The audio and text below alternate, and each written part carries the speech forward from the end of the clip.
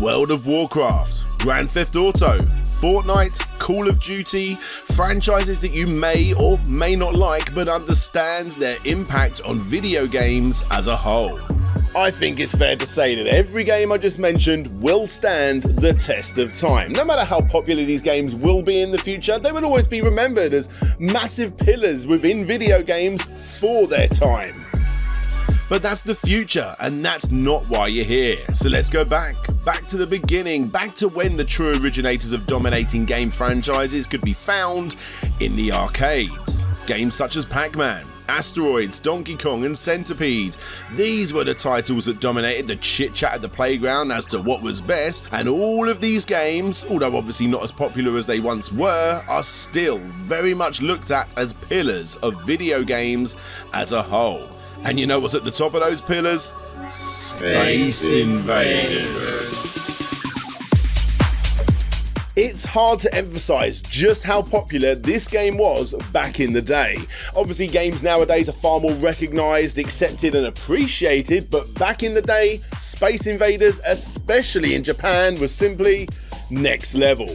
Before Americans were being tricked into calling all consoles a Nintendo, Japan was opening up game centers left, right and center that held very little more than Space Invader arcade cabinets, which is why they were known as Invader houses.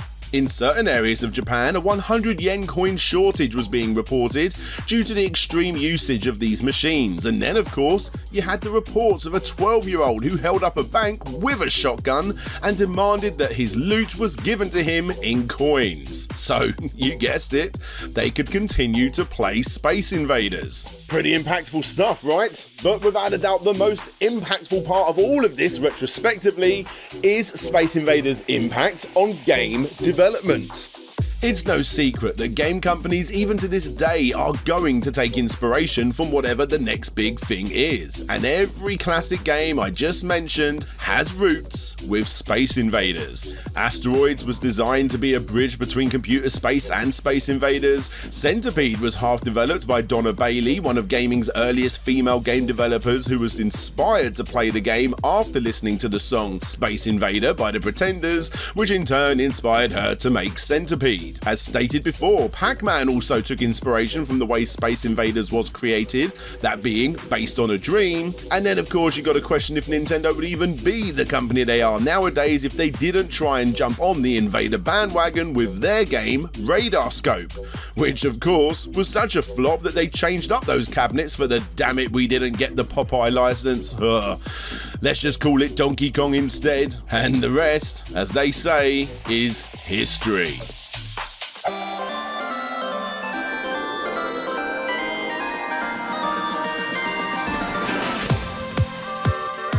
Now, of course, over time, Space Invaders did die down when even Taito couldn't keep up with the original's overwhelming success, especially when everybody else was trying to be the next big thing in the space shooting arcade combat arena. And although plenty will argue as to what was next to take home the crown, if you ask me, at the top of the list, you had Namco. Galaxian was in part their answer to Space Invaders, and no matter what you prefer, it is often believed to be the first true game that really did finally start to shift the Martian-infested gaming landscape. Do you agree?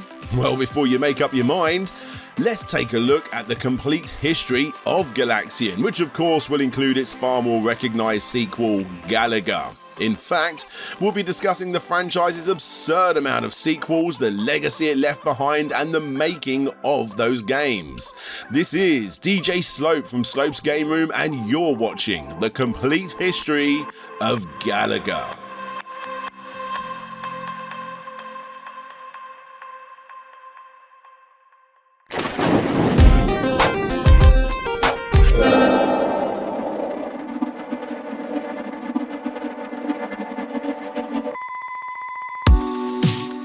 The year was 1977 when the Nakamura Seisakusho company changed its name to the far more recognisable Namco. The company had just started dipping its toes into the worldwide distribution field with games such as Torpedo Launcher, which would eventually be reworked, rebranded and re-released as Periscope, with Sega Enterprises Limited, who dealt a lot with the distribution on a worldwide front, and therefore the game for the most part is known as a Sega game. And then of course, you had the previously mentioned electromechanical, or Elemecha if you will, F1 arcade unit, which was distributed worldwide by Atari Inc., who again are often looked at as the creators of that game. Finally, it was Shoot Away, which was released back in 1977, when Namco would be recognised eventually on the worldwide front as a distributor and game developer. I say eventually because the year this unit was released is a little bit conflicting. Was it 1977 or was it 1984? Depending on who you ask, you're going to get different answers. For me, I think it was 1977 for a few different reasons.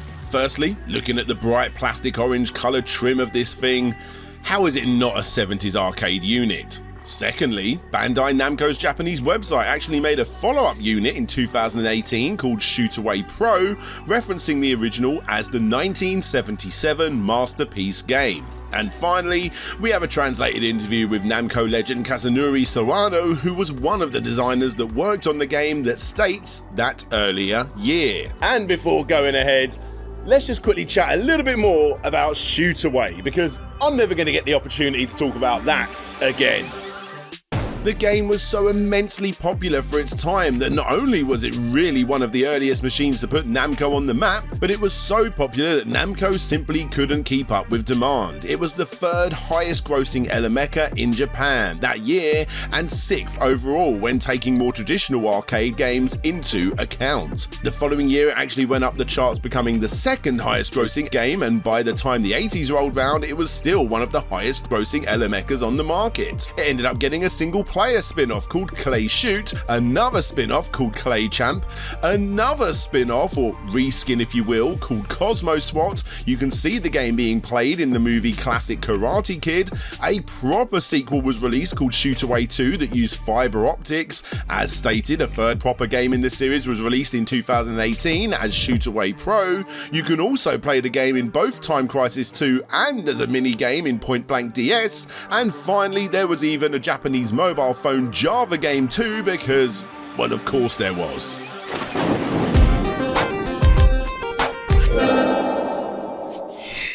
Anyway, let's carry on.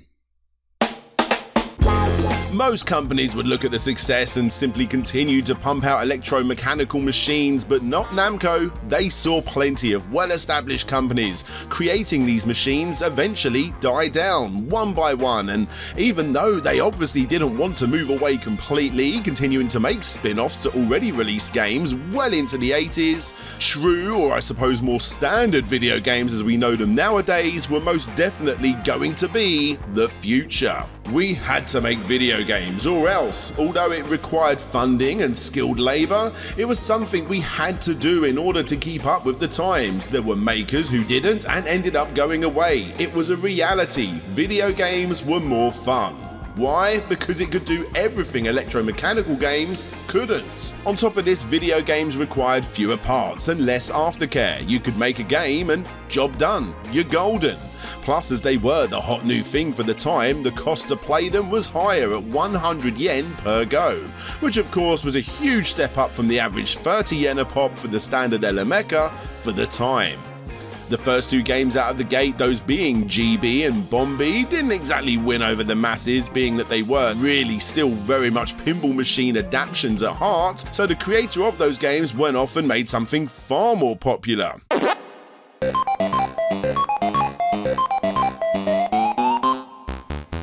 However, before Pac-Man took the world by storm, Namco got hold of Kazunori Sawano, that designer we mentioned earlier on Shoot Away, to make something truly original in the arcade space. And of course, when I say original, what I actually mean is take a whole heap of inspiration, not from the arcades, but from the world of cinema. Now, what was popular during the 70s at the cinema?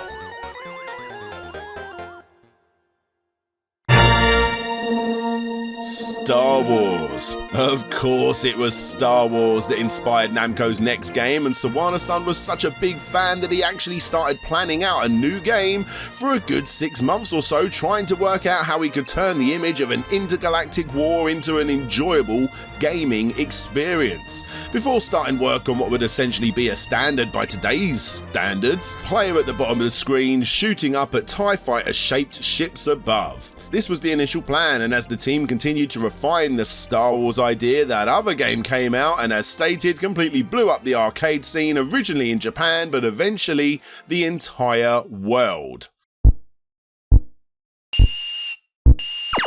Oh yes, Space Invaders was here, and every single other game designer took notice, including the president of Namco, who informed his team that this new Star Wars inspired game had to be the post-Invaders game. No pressure. Thankfully for Namco, they'd already bet on Star Wars, and whilst everybody else was making Space Invader clone after Space Invader clone, and even Namco by this point had taken inspiration from Space Invaders, like I said, they had bet on Star Wars, and they were already well underway with their game. So, with the extra time they had, they decided to refine, make it look better, make it sound better, and release something that would definitely stand out in a Martian-infested gaming space. Sawano-san continued to do what he could, refining the gameplay's balance, creating a game that would be a lot more appealing to the masses by making sure that the difficulty didn't spike up like other games but instead gradually increased, as well as making sure the sound effects were just about right. The sound effects in particular was something I really laboured over. I would explain my ideas to the sound effects guy and he would create something and bring it back to me. I'd say this is a little off and then try and find ways to explain the image I had. This back and forth process went on for a while. I think I made him cry at one point. Okay, the thing to take away from all of this is that Galaxian wasn't just a copycat of something that was already popular on the market. Sure, it took inspiration from Space Invaders, but the outcome was actually something that was quite unique. The reason for this was partly because of its design, but for Sawano-san it didn't matter about its design. The most important thing was the gameplay, refining it to the absolute best they could in order to make it fun. But again, the competition was fierce, it needed to stand out visually, and where games such as Space Invaders used a very simple 2D array, Galaxian used scrolling sprites, giving each sprite its own isolated bitmap which was independent to the rest of the screen. This gave each individual enemy its own unique look and animation, especially considering each of those characters could hold up to 4 different colours each. Whoa, indeed.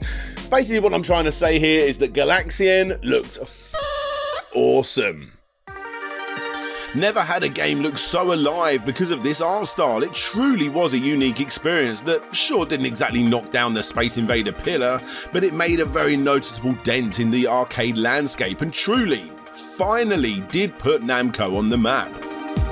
Upon release, Galaxian was big business. Similar to Taito's space invading game, it proved to be so popular that Namco couldn't keep up with demand and ended up having to outsource the development of official clones to third parties in order to meet demand. And yes, among them was Sega, because of course they got involved. So let's take a look at the game.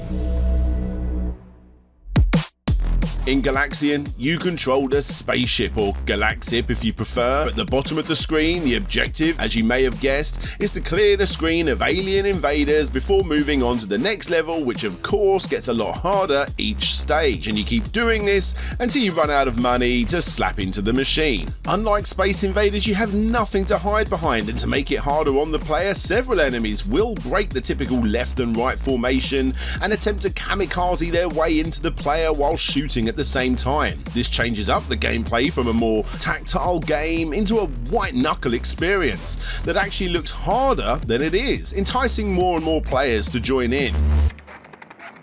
Sawano-san definitely mastered the balancing in this game, and although it did have its limitations, primarily the way you can only shoot one bullet at a time, it was still very much fun to play, and well, it definitely did the rounds. Galaxian warriors, today we're going up against the most feared commander, and everyone counts. Even you, Quid. Man your ships, man your ships, man your ships. We're going in! Assume it position. All wings ready, sir. Okay, I'm peeling off. Cover me, cover me. Roger on that, Blue Leader. Heavy fire, 17 degrees. Affirmative. This guy's good. Watch your back. We lost Blue Leader. I'm hit. Who's left? Quit. No! Quid, you're credit to your cartridge. Galaxian, the arcade hit, now for the Atari 2600 system. The Atari home computers, ColecoVision, Spectrum, Game Boy, your mobile phone, MSX, IBM, PC. You got handhelds, a crazy amount of unofficial games too, and the quarter arcade unit, of course. There really was no stopping Namco by this point. Well, that was until the 1980s at least. Sure, Namco had made something so incredibly good that they couldn't shift these units fast enough, but by 1981, it was getting harder to shift these units. Because of this, those same Namco Galaxian boards were used to create two new games. The first was titled King and Balloon, which sadly was about as good as a lead balloon, and the other was going to be a space-themed game. Shigeru Yokoyama was the gentleman in charge of creating that game, but after completing the Galaxian-like prototype sequel, Shigeshi Ishimura from the research and development side of the company quickly realized that the game was simply just way too similar to Galaxian copycats. As stated, Galaxian was so popular, just like Space Invaders before it, that plenty of companies came along and replicated Galaxian. And because of this, Namco scrapped their Galaxian sequel and made, well, another Galaxian sequel, which you can only assume is exactly the same, but on newer hardware. The entire concept had been thought up in only 2 months and was simply Namco's surefire way of releasing a hit after being experimental on their last couple of offerings, those being Pac-Man and Rally X, which were both, of course, big hits. One more game like Galaxian. These were the orders given from up top, and one more game they got. For now.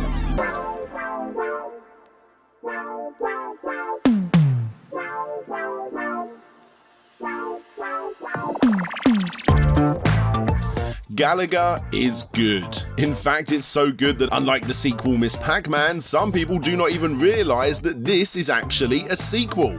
Namco themselves tend to celebrate the anniversary of this game's release over Galaxian, and the reason for that is simple. This is the better game. The Galaxip has been changed, the enemies come swooping in from off-screen, all of the sprites look better and are better animated, it's faster and it's more frantic with the ability to now shoot 2 projectiles at once. The game has stupidly iconic music.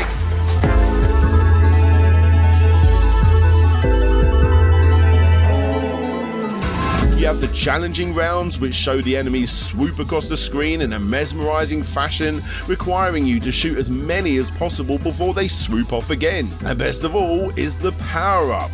Newcomers, for the most part, didn't know this for the time, but once you realise that the best thing to do is to have your Galaxip get sucked up via tractor beam and then use the second ship to get him back, by this point, you're already hooked. It's one of the first major risk and reward scenarios I ever come across in gaming. After I saw a much older lout pull this off at the local social club, you could be damn sure I was pestering my parents for as much coinage as possible before I successfully was able to pull it off. It's one of those sequels that most people played, realised it was the ultimate version of the original, and therefore never touched the original again. Galaxian cabinets started becoming a lot more of a rarity by this point, as they were replaced by the far superior Black Cabinet, and well, the rest is again history. Quick little factoid here for you guys. Did you know you may have actually been pronouncing Galaga wrong your whole life? You see, when this game was being promoted by Namco themselves, the emphasis was on the second syllable. So it wasn't Galaga, it was Galaga. Galaga, because it was a sequel to Galaxian. Again, emphasis on the second syllable. Galaxian, Galaga. Obviously, no one adopted this. Arcade goers and then even Namco themselves started calling it Galaga. And, well, that's it. Let's continue. That'll do. Anyway, as stated, the game was a big hit, a true innovator the same way Galaxian was in the arcades, and even though it did take some serious time to make its way to home consoles, no doubt because of the more powerful hardware inside the arcade machine, it obviously eventually did. And it's still getting released on pretty much everything, almost becoming a bit of a mascot for the company. you know, if it wasn't for Pac-Man. Yet again, you have an absolute absurd amount of ports with this one, with varying degrees of quality. The Nintendo Entertainment System was one of the better releases, but again, it took some serious time to make its way to the system. However, nowadays, besides playing the game quite frequently on my quarter arcade, the absolute best way to play it is on the Switch, where it's been released multiple times. Get yourself a flip grip and you are good to go.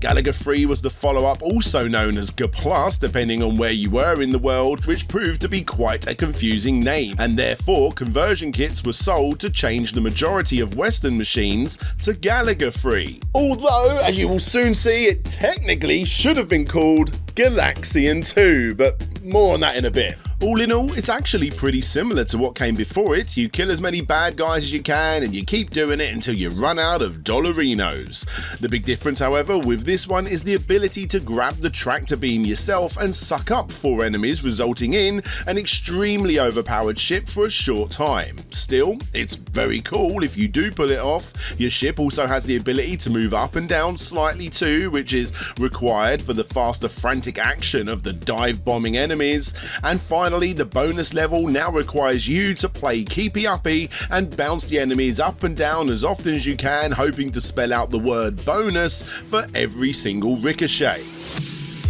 It's a weird but welcome entry in the series if you ask me. If you go back and play it now, you will be shocked at just how difficult this game is, and because of this, along with the space shooter genre calming itself down in the arcade space by 1984, when Capcom had seriously advanced in this area with games like 1942, it wasn't exactly a hit.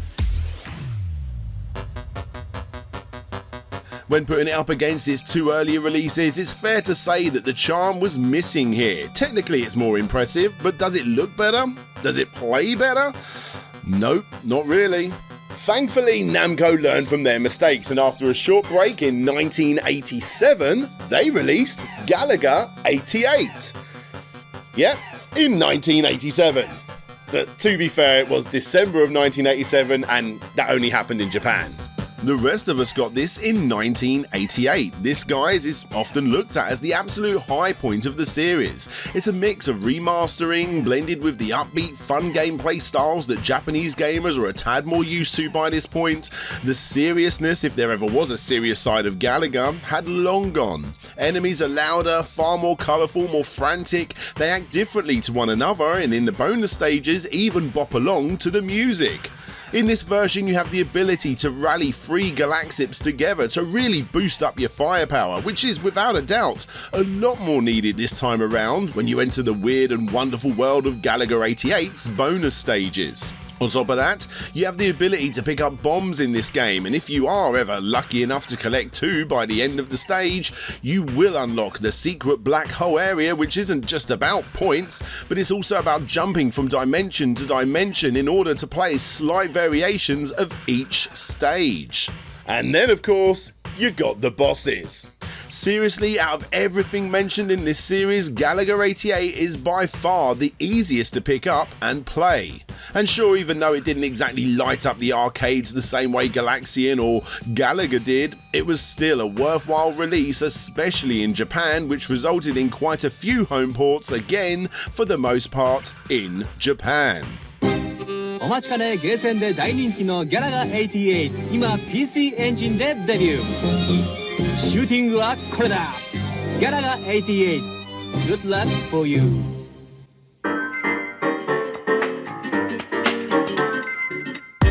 Confusingly, Galaga 88 was called Galaga 90 when released on the TurboGrafx 16 in the West, and again it was renamed to Galaga 91 when ported to the Game Gear, which I've gotta say, for the time was a pretty damn impressive game for the system, bordering on system seller if you ask me, and most people that played this gimped remake, from my understanding, agree.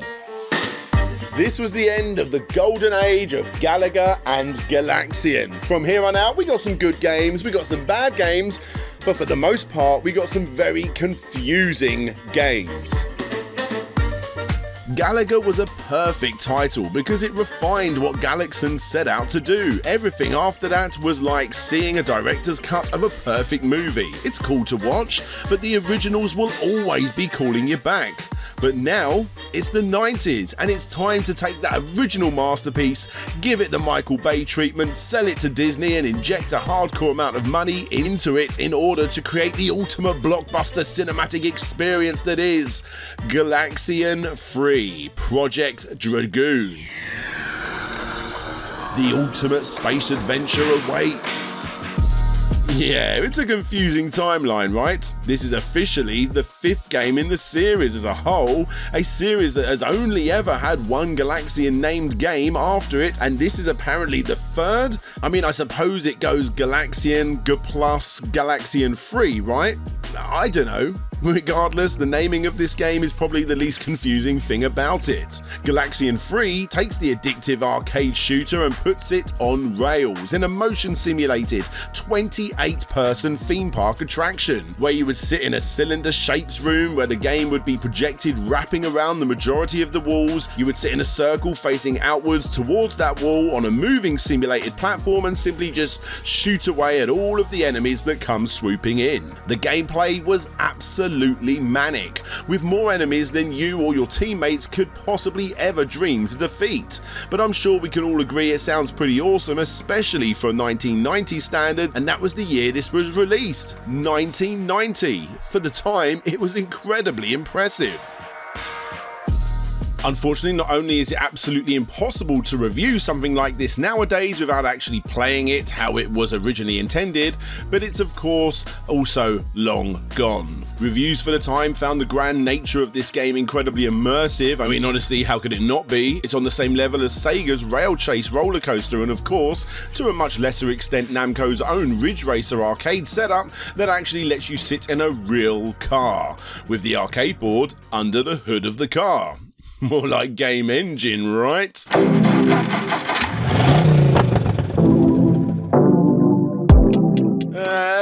This mesmerising machine was intended to be sold to theme parks around the world. However, it never really took off the way Namco expected. It got a few smaller releases like a 6-player arcade showstopper that saw a bit more of a worldwide reach, but of course it was the 28-player version that was the real showstopper, with its vibrating floor, hydraulic action and gameplay that goes all around you. It was never going to be replicated, which of course was a real shame. It's also worth noting that this game also got a sequel in 1994 with Attack of Zolgir, and it also got another sequel with The Rising of Gorb in 1996 on the PlayStation conversion. Ah, the PlayStation version. This is what you get when you take away all of that arcade experience and put it into the home as a bare bones title. Honestly, you're gonna have more fun playing FMV games on the Mega CD, as that is really all this is. What should have been an absolute high point for the genre ends up being a completely forgettable and throwaway experience that sadly didn't do the series any favours. Still, I do actually suggest you go and check this out. If you're a fan of defunct theme park history, playing this at the very least will give you a glimpse into what it was like to play this in the arcades where it really should have stayed. Anyway, that PlayStation game was released back in 1996, the arcade original came out in 1990, with the Solar sequel coming in 1994, and it wouldn't be until the year 2000 that we got another arcade game in the series, whereas at home, Japanese gamers got another PlayStation game. SD Gundam over Galaxian. Yeah, it's almost exactly the same game, with the characters being changed up for those found in the Gundam universe, and not a whole lot else. It's fine, it's just not really needed. Galaga Destination Earth came in after in the year 2000 again for the PlayStation. The end result again is a bit of a mixed bag, a mix between typical overhead Galaga gameplay which feels fine, not as good but perfectly okay, followed up by a more typical Star Fox styled gameplay which really is the bummer of the game. It's incredibly hard to dodge the obstacles and shoot your slow pulse of a weapon at the bad guys. This is no different when the view goes into side-scrolling mode and you take on the enemies in a Darius style game. Honestly, I'd just rather play Darius. It's a real shame because if they were able to clean up the speed of the game a little, it actually would have been a bit of a hit. The music is really good, the art style, although very blocky, fits the game nicely. It's just the gameplay. It's a little boring and most definitely annoying. Anyway, back to the arcades. Galaxian Fever. Yep, they decided to continue on with the Galaxian name for this one rather than the Galaga name, but don't worry, just to make it even more confusing for you, Galaga Fever is still to come. It's a completely different game. Just like many games on this list, this one is pretty much impossible to simply review via MAME or whatever. Essentially, what you do here is put a coin into a funky looking gun that is attached to the front of the unit. Your coin then rolls up the mini bowling lane type path in whatever direction you aimed said gun, and depending on what enemies your coin hits on the screen, you win a set amount of medals or tickets. It's always easy to look at something like this and instantly shrug, but I'm always fascinated by this sort of stuff. When it comes down to Galaga, I mean, do we really need a new game? These ticket redemption machines that we all loved as kids and still to this day kids tend to enjoy over quote-unquote real arcade games are in my opinion a great way at keeping classic franchises alive for new generations. Are they better? Hell no, but it's a nice little distraction between the real games which they attempted to do again in 2005. Now, the PlayStation Portable title Galaga Arrangements is technically a remake itself, but before we go back to the beginning, let me just tell you guys that it's naff. Seriously, this game feels like a flash game, a top-end flash game I suppose, but nothing more than that. Something you try for like 5 minutes before you go back to playing something better on this collection like Pac-Man Arrangement. Now, like I said, these games are remakes of another arrangement game that originally found their way into arcades via the Namco Classics Collection Volume 1, which not only included Galaga, Xevious and Mappy, but also a slightly revamped version of each game, and Galaga is sadly the one that has the least going for it. They've added a few backgrounds, the formation of the enemies are a bit different, slightly changed up music, and it does have a pretty fantastic 2-player mode. But does this collection need to be anything more than this? Absolutely not. The arcade actually did phenomenally well in Japan, and it was one of Namco's first attempts at breathing life into the classic franchise in a respectful way, adding almost nothing while showing off what made these games so great in the first place. Surprisingly, what seemed like a cheap, quick and easy thing to do by 1995 standards actually ended up taking a fair amount of time, way more than expected to get it feeling just right on newer hardware, the Namco ND1 in case you was wondering. Nothing all that special on the surface, but it was an important step by a legendary game company to showcase some seriously classic games. Right, let's bring this history lesson back up to speed to 2007, when one Tadashi Iguchi, who was responsible for bringing plenty of Namco's classic franchises back from the dead, including Xevious 3DG in 1996, Namco Museum Volume 2 in 2006, and Pac-Man Championship Edition in 2007.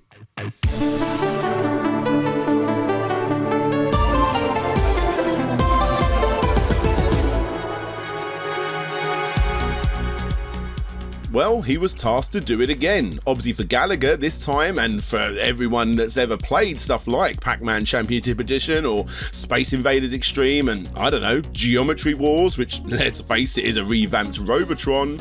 The end results are equally not unsurprising and freaking awesome. Galaga Legions, or Galaga Legions DX as it would eventually be revamped, is a lot more forgiving than the original, but thanks to the extreme rapid fire style of your ship that can now be aimed in any direction, yes, this is now a twin stick, you have an extreme amount of enemies to take down at once, and the whole thing is a lot more frantic. The idea is to move around the screen and fit into small pockets of open play area whilst aiming at the bomb that is attached to the enemy in order to clear the screen. It's an absolute bonkers direction for the series to take, and although I recently said that the original is the best and shouldn't really be messed with too much, this is the complete opposite end of the scale. Honestly, if it wasn't for the naming and branding, you wouldn't really know this is a Galaga game at all, but thankfully it is. And it's yet again another example of Namco doing the right thing with a franchise like this and keeping the IP alive. Of course, when looking back, this one did fall a little under the radar compared to the revival of other awesome classic IPs that we got at the time, but it's still worth trying. The team took what made the originals and Gaplus, to be fair, with its 8-way directional field and the formation of the enemies as they appear from off the screen, and they ran with it. In fact, so many ideas got added into this that Iguchi-san sees it as more of a mutation to the original than any kind of direct sequel, and for me, that's the best way to describe it. Go get this game as part of the Pac-Man and Galaga Dimensions 3DS collection, it's well worth it, as you also get Pac-Man Championship Edition too. Which actually only leaves us with one final game worth talking about. Of course, that's technically a lie, as Galaga found its way into so many other classic properties, such as the loading screen for Tekken. You got Galaga Remix, which was part of Namco Museum Megamix. Galaxian Mini was one of the first true classic mobile versions of the game for Java devices, and over the years you've had plenty of other Galaga ports making their way onto mobile, with the ultimate one being Galaga's 30th collection, which was nice. And Galaga Wars, which has got to be one of the worst cash grabs going, yep, even including the free version that came out on Apple's arcade subscription service, which was nothing more than a pay-to-win game with microtransactions removed. In other words, it was the crappiest grind of a game going ever. And then you've got Galaga Fever, currently the final game on the list. On one hand, it's great to round all of this up with a brand new arcade game, but unfortunately that arcade game is a VR game, and not a particularly great one at that. I mean, hey, it's fine. You stand in different locations, shooting enemies that look like they've been pulled straight out of the movie Pixels, and that's about it. I mean, it's fine for people that have never tried VR, but for those that have, you might as well play pretty much any other shooter. Do you see the problem here? Galaga, or Galaxian, whatever you want to call this franchise, is a franchise that pretty much nailed the formula in the first couple of entries. Sure, you have the odd game in the collection that tried something new and did succeed, but for the most part, the best entries are the ones that kept it simple, stupid. If you ask me, Legions DX was as far as they could possibly have pushed it, but even that, after a while, just makes you want to go back and play the original.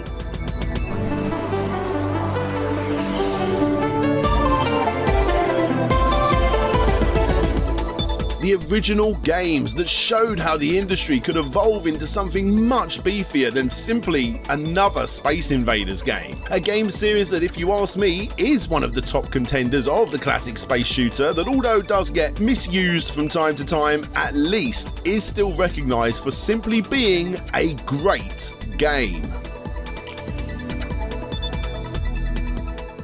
Hey there guys, thanks for checking out Galaga The Complete History. Yes, I've been working on this one for quite some time, and I actually ended up doing the second half of this without any internet. I'm without internet right now. Yeah, I'm having a few problems in the back end, that's why I'm not live streaming and stuff at the moment, but please do stick with me. I've got something I'm working on which is pretty big, collaboration effort with a few other YouTubers like Ashins and Smiley Dave and a few others, so please do keep an eye on all of that, and hopefully I'll be all back up online, and hopefully there'll be a video next weekend as well. Regardless, thank you all for checking out this video. I am super proud of this one. I hope you guys liked it, and yeah, I'm already working on the next Complete History. I'm already working on the next Kick Scammer as well, so thank you all, thank you all, thank you all. But of course, you guys already know that if you are Patreons and YouTube members, like all of these awesome people are, who support the show every week and allow me to make videos like these. So let's give a massive shout out, shall we, to those supporters that do support me every single month. With an extra big shout out going to Aaron Gorman, Agro Crag, Akatimo84, Andrew Dalton, Arista, Benjamin Guy, Big Rico, Bram Perez, Chevmatic, Chris the Shapeshifter, Chris Walker, Christopher Devero, Clan Bob, Conrad Constantine, The Action Saxon, Daniel Terrazes, Dina81, Diggsy B, Game Apologist, Gary Pinkett, Ian Quell, Intrigued Gaming, Itelka Teacher, The Ashen Knight, Jay is Manchild, Jabba Al Aiden, James, Jeff Mianowski, Jeremy Bauer, Jeremy Rodriguez, Josh Gibbons, King Link Reviews, King of Carrot Flower, Lucas Softel, Luke Jorgensen, Man Shovel, Matt Jackson, Michael Ridley Dash, Mike Fallon, Mind of the Unsane, Nicholas Bertner, Nick Pollard, Over Charles Zane, Roll VP, Ray Blair, Retro to Next Gen aka Lou, Richard Aldejig, Rovan Army, Ryan Holtz, Sir Nilsson, Shade Silence, Shadow Dragon, Solids Captor, Stephen, Taylor Rainwater, That Gamer, The Cunning Linguist, The Sneaky Ferret, Tim Lund, Todd Paul Float, G, Vitus Varnes, Vike Echo, Wobbles and Bean, The Wonder Ducks, and Ye Old Hamburglar. As stated, guys, these people right here allow me to make these videos every single week, however I release them, and all of the extra stuff I'm putting up on the extra channel and all of my socials as well. So thank you guys so much for all of your support. Cannot thank you enough. If you guys want to support the show, just like all of these awesome people did, then go and check the links down below and do that very thing. It really does help the show, and yeah, it means I get to continue making these awesome videos. So thank you all so much, and hopefully you've hit subscribed if you haven't already, and hopefully I'll see you all next time. Bye bye.